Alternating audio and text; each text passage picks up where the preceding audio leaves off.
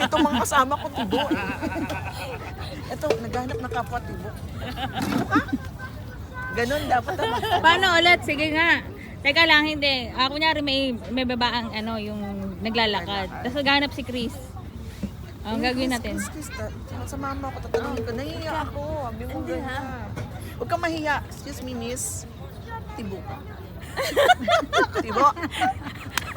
Bakit po? Hindi, kung tibo ka nga. Kasi itong mga kasama ko mga tibo. Ito, isang tibong naghahanap ng kapwa tibo. So, available ka ba? Ganyan yung mga tanong. Oo, ganun. Ang galing mo. Ang galing mo. Sa tibo ka. Lumidila ka. So, tibo. Tibo. Okay ka. Nananakal ka na nabunot ka. So, tara. Ito na. Pasado. Pasado. So, tibo.